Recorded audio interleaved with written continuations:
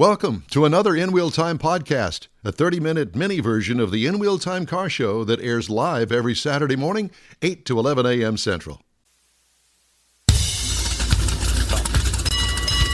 It's the In Wheel Time car talk show. Good morning to you. The place for weekly entertaining car talk. Just ahead, PaintHouse potentate, Randy Borcherding. Konrad has the popular This Week in Auto History, and we'll get you updated on the stories making car news this week. Howdy, along with Mike out of This World Mars, King Konrad DeLong. We need more Jeff Zekin. I'm Don Armstrong. Glad you could join us today. Let's get right to it. Randy Borcherding is supposed to be over there at PaintHouse. Well, he is, but I'm trying to get him to go to a landscape. Yeah, he's kind of whacked out. There he is. That better? Much better. Well, welcome to the show. Hey, guys. How are y'all? We're good. You? No, we're not. I'm going to lie to you. We're not good. Some of us are better than others. Yeah. So I understand you just got back from a trip? I did. We got back from a trip and visiting the son before he deploys and off to wherever. And just got done painting a car this morning. Wow. Is that the still got the Corvette in the booth? Yes, sir. Is that the one with the Viking blood or whatever it was? Don't touch it. There it is. Wow. And what did you call it? And you called it Viking blood? Yeah, that's the name of that one. I figured we had enough Randy Apples in the world. Nah, you never have too many Randy Apples. So you also talked about doing a what did you call it? A polymerization protection coating on it. Explain that. But, AKA clear coat. Oh, duh. Well, it just sounds more technical. It does, yeah. Yeah. I'm Are you- stretching my vocabulary muscles. Have you just gotten out of or going into the paint booth? Just literally finished 20 minutes ago. Really? There's a lot of fumes still floating around in there. Yeah. Well, I don't smell them anymore, so who cares? It's good. Well, One good thing about COVID, huh? Yeah, those brain cells are just shooting out the front door. What's left of them? Yes. So how many coats of color will you apply? In the case of this project, there's a black sealer, 4 coats of the color, and 5 coats of clear. Wow. Okay. And then if it was to be measured, how many mils thick would that be? I Don't. know. I've been doing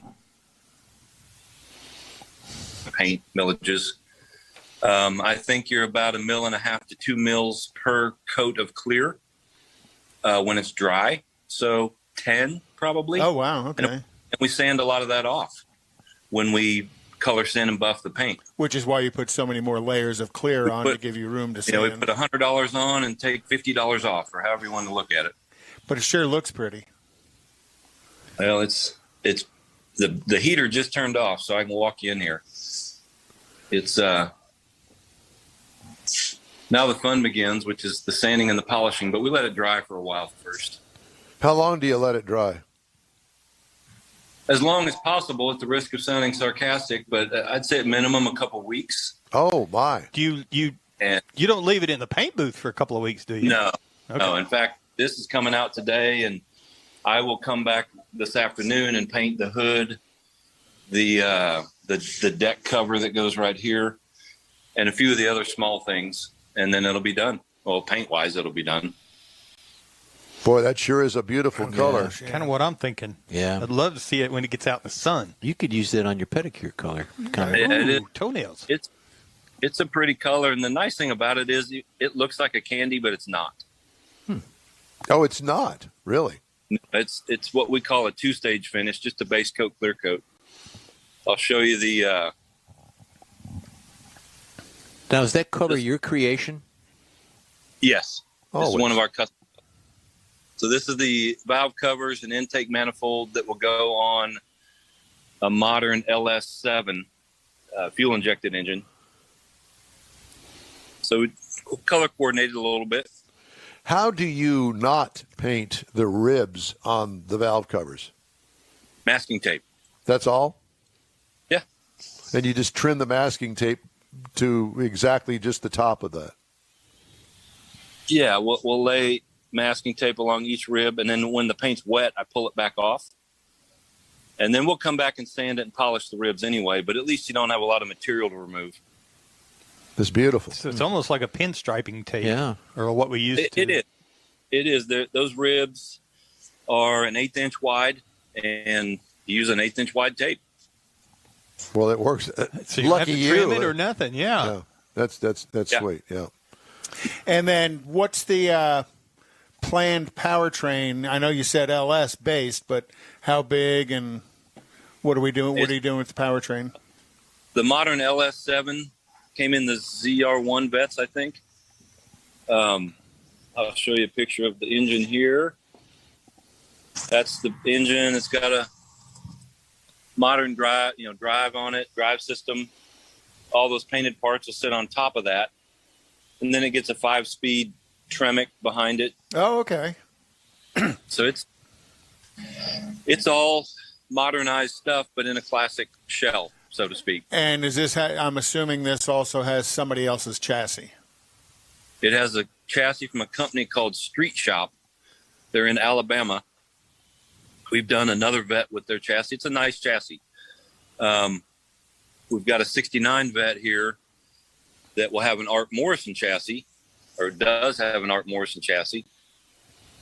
And then we've got the 64 that's in the other building that is a factory chassis, but with just bolt-on upgraded control arms and sway bars, that kind of stuff. What made you go with this chassis company out of Alabama as opposed to an Art Morrison? This car we just painted, the one you just saw, was wrecked, and it already had that chassis in it. Oh, okay.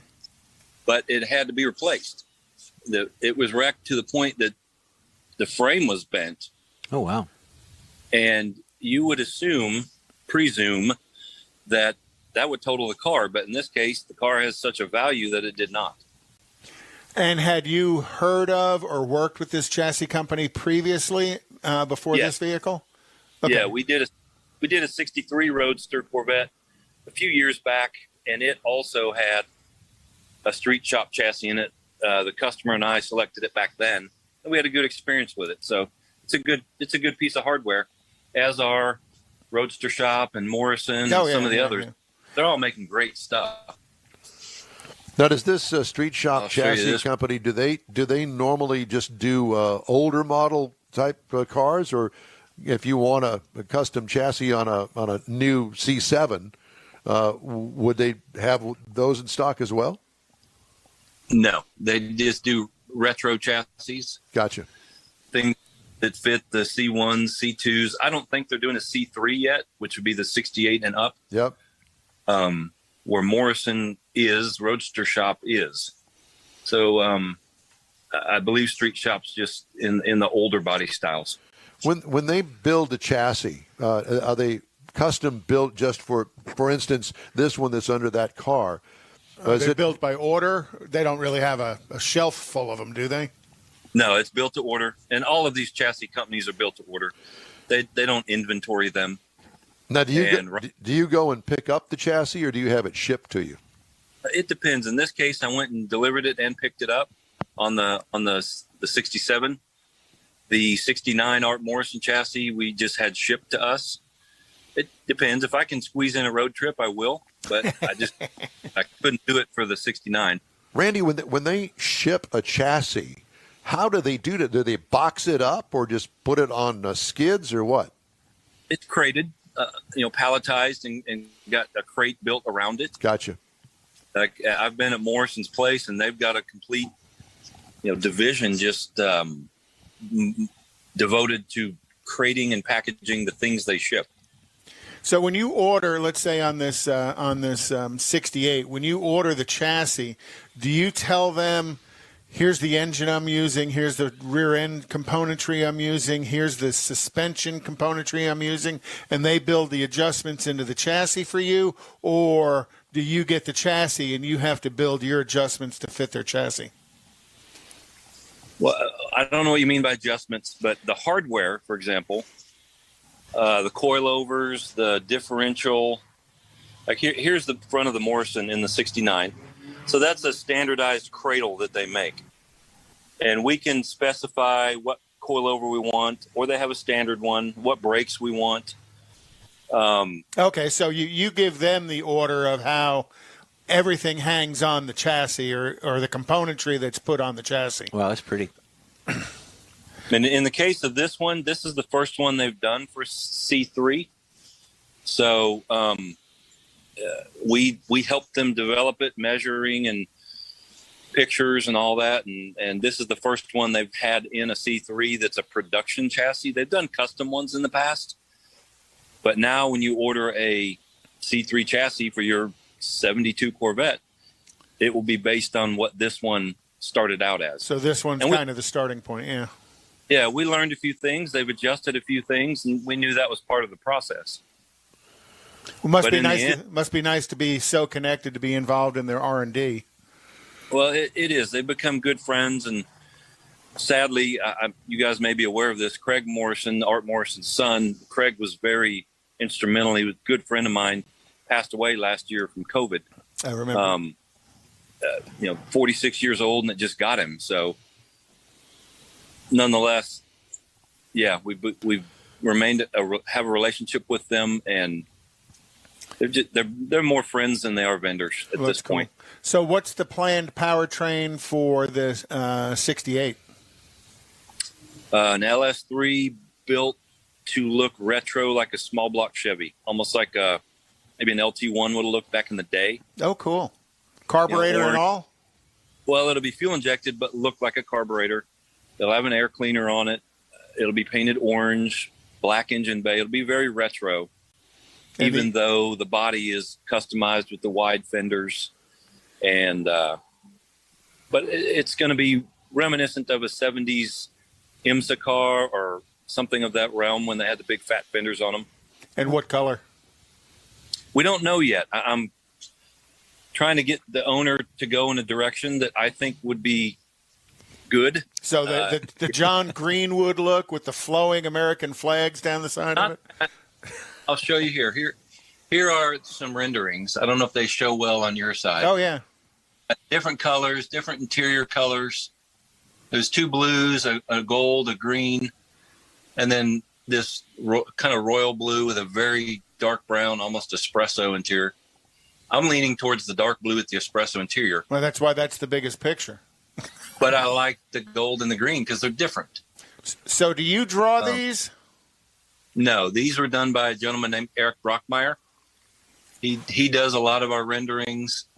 Another fella named Tavis Highlander did this El Camino we're working on. So we have different sources for that when we need it. So when they draw these, is this you sitting down with them, giving them your view of it, and then kind of some rough photographs of the body so they get the body contours correct as well? It's usually just a phone call or an email. They're very in tune to the industry, and we all speak the same language, so to speak.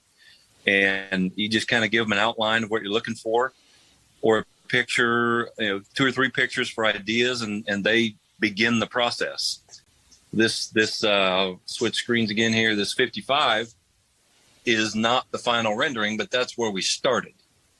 So you got to start somewhere, and started modifying it, adding, subtracting, and it's way cheaper to do it in a computer than in person on the car. And how many vehicles do you have, say, in process right now in the shop? In the shop, and counting off at an upholstery shop, 6. Okay. We've got one that's almost done with upholstery, and one we just got back from upholstery that's in the other shop. And any plans to paint the fire truck? Oh, I hope not. Oh my gosh. That thing is a blast, and it works. It all works. And I don't get what to do with it yet, but it's awfully cool. And where is Chakotah? It's in Oklahoma. Oh, Yeah. It is Chakotah in Oklahoma. I was figuring it was somewhere else. It was a walk you over. I don't know if I'm going to lose the signal or not, but there it is. And it was a working truck. up till like 6 months ago. And now you just ride it around the neighborhood late at night to wake the neighbors up. Yeah. Does the siren work on it? It all works. It all works. Everything works. And drives. They drove it back. They bought it in Brenham and drove it home. And the plan for it? They have a sod business, 290 grass, and they thought it'd be fun to water the grass they put down with a fire truck. That's cool. That's neat. Why not? That sounds great. That actually sounds pretty cool. Yeah. Is it a tanker? Oh yeah. It's got a tank. It's got the pump on it, all that stuff. Well, gee whiz, you could, Fill it with beer. well, you could do that. I was going to say you could go out and fight a fire and then water the grass when you're done. Mm-hmm. Perfect. Indeed. Yeah. Indeed. Well, it's, Go ahead.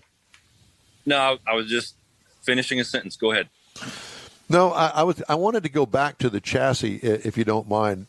You said that C3 that you're working on, that was the first of, I guess, a lifetime of C3s that company's going to turn out. So yes. Did you ship the body over there? How did they make tweaks on getting everything just right to fit underneath the C3 without the body? The short answer is no, we did not.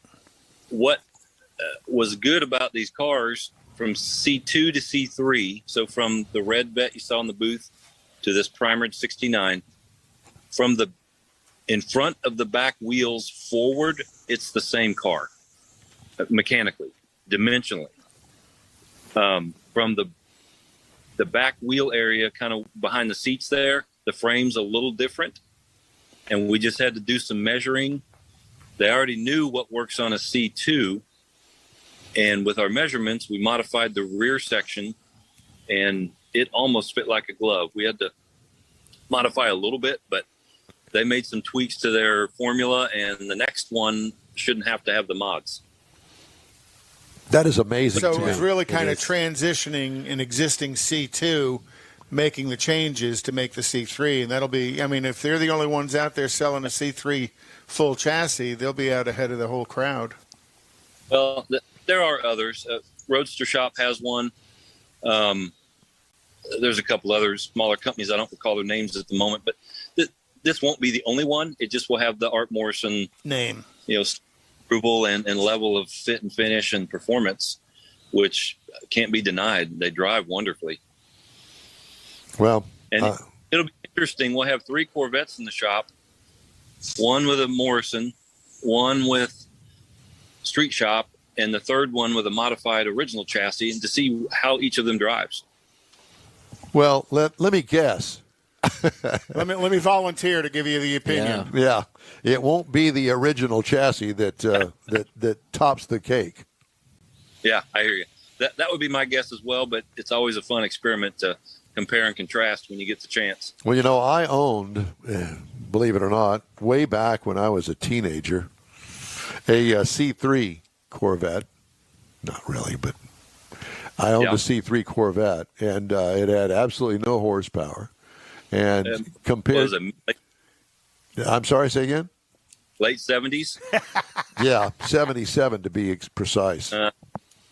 Gutless wonder. I hate to say it, but those were terrible cars. Thank you. And I'm just going to say, as much as I would have liked to have said, "Oh man, that thing handled great," it did not. It was okay. No. But to, a custom chassis or to today's standards of a Corvette, you can't even hold a key. And when I see a 70, any of those C3 Corvettes, that's all I can think of is like, oh, dear God, why would somebody sink all that money in there? Now, clearly the one that you have there is going to be a full custom. Indeed. And I think the C3s are cool right up until they got rid of the chrome bumpers. Yep. So what was that, 73 and then 74 they did the back as well? 73. Yeah. 74 I think was a half and half with a chrome front and a plastic rear. And then somewhere and then the bubble back window in 78. Once they got replaced, I just don't have a lot of passion for them anymore. Yeah. Well, I will say that the C3 just it was based on the Mako Shark.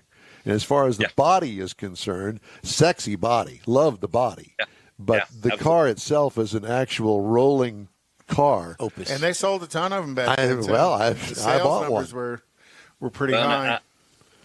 I remember reading an article way back when that back then in the mid 70s, the Corvette weighed more than a half-ton Chevy truck.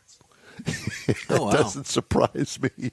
Yeah, it wasn't all that. I was proud of it. It was brand new, and it was the latest, greatest thing when I bought it in '76. Ordered it from the factory, and matter of fact, when I ordered the car, they did not mention in the order that you could have a side view mirror option.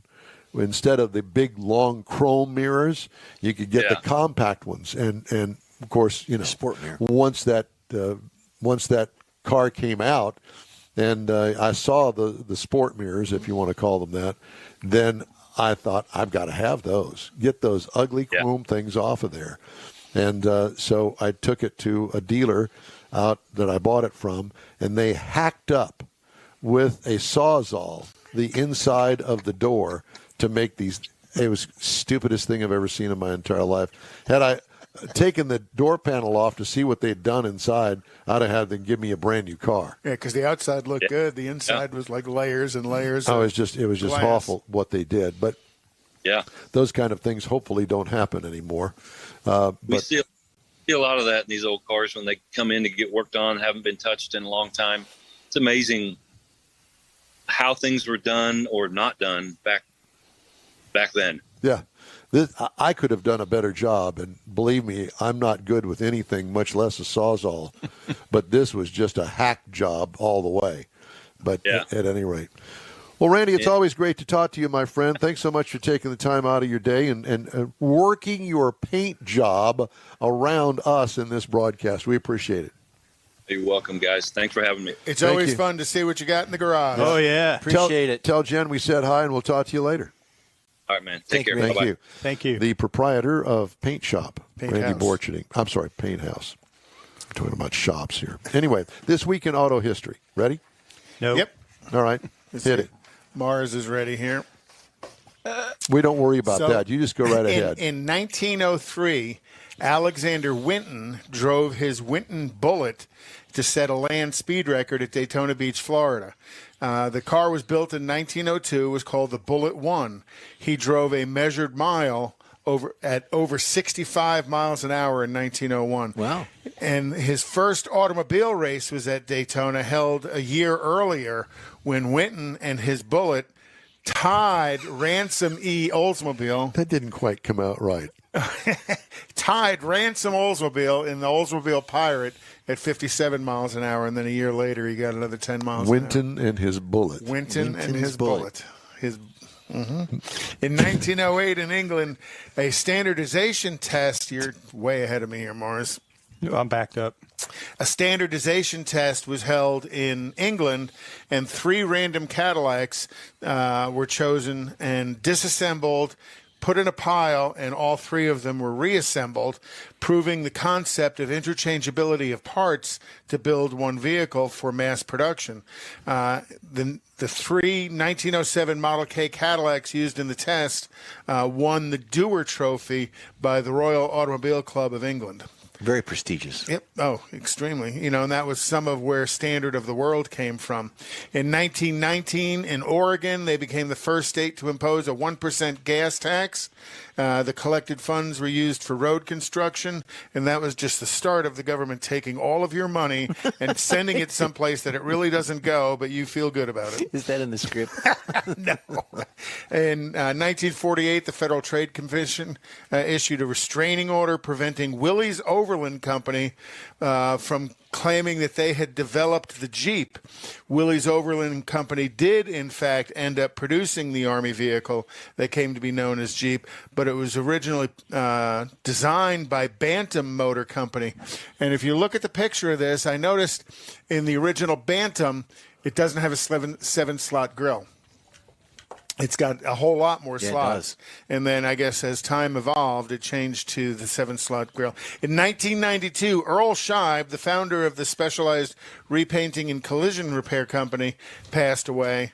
He founded the company in Los Angeles in 1937, and it grew quickly during World War II, and by 1975 had 75 branches across Germany and England, not even counting all of them in the United States. Paint your car for $19.95. Yeah. And he was a busy place. I wonder if Randy would do that for us. In 1995 with a few extra zeros behind it. And then in 2008, Boyd Leon Coddington of the American Hot Rod TV show passed away from complications with diabetes. Mm-hmm.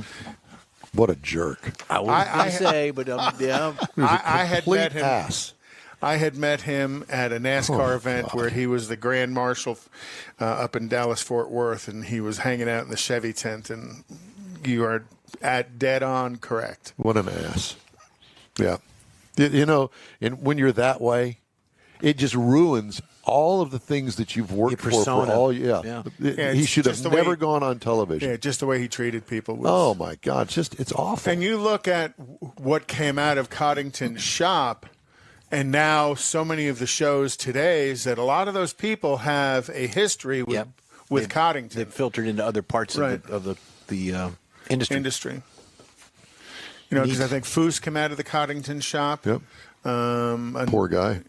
Well, not really. I mean, I think he's No, done really. quite well for himself. Really, because you think what he had to go through working for that jerk. Well, yeah, but I think he feels much more accomplished today than he did back And if then. you do have a comment about Coddington, send it to Mike Mars. No, send it to info@InWheelTime. Yeah. All right. Time now for a quick break. We'll be right back. You're on the In Wheel Time Car Talk Show. Saturday, March 19th, 2022 is the premiere of the all-new Tailpipes and Tacos Cruise In, and you're invited. Tailpipes and Tacos kicks off a new seasonal format, and first up is the Spring Cruise In at the Loopy Tortilla in Katy, 8 to 11 a.m., Saturday, March 19th.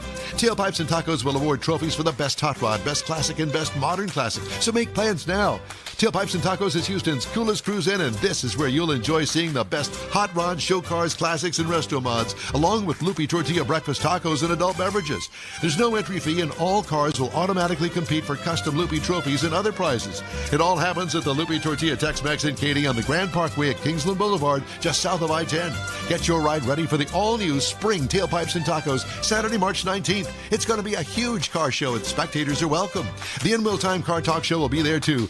Let's celebrate the arrival of spring and the return of Tailpipes and Tacos, Saturday morning, March 19th, 8 to 11 a.m. at the Loopy Tortilla in Katy. We'll see you then, weather permitting. Is your business or company looking to stand out in a crowded advertising market? Looking to reach the real auto enthusiast? Well, you found it. You're listening or watching In Wheel Time, and so are your fellow enthusiasts. The In Wheel Time Car Show now reaches 500,000, and we can put together a marketing plan that will engage them in your product, business, or service. To get the tires rolling, just shoot us an email to our marketing director, Jeff Zekin. His address is jeff@inwheeltime.com. If you're in charge of your company's small, medium, or large business anywhere in the U.S., let the On Hold Company help you retain customers and promote your business on your telephone system. Promote special sales or company info when placed on hold. The On Hold Company provides custom on-hold messages with professional male or female voices, licensed background music with no long-term contract, no monthly recurring bill, and updates your messages as needed. Call the On Hold Company at 713-223-HOLD or go to onhold.net. That's it for this podcast episode of the In Wheel Time Car Show. I'm Don Armstrong, inviting you to join us for our live show every Saturday morning, 8 to 11 a.m. Central on Facebook, YouTube, Twitch, and our InWheelTime.com website. Podcasts are available on Apple Podcasts, Spotify, Stitcher, iHeart Podcast, Podcast Addict, TuneIn, Pandora, and Amazon Music. Keep listening, and we'll see you soon.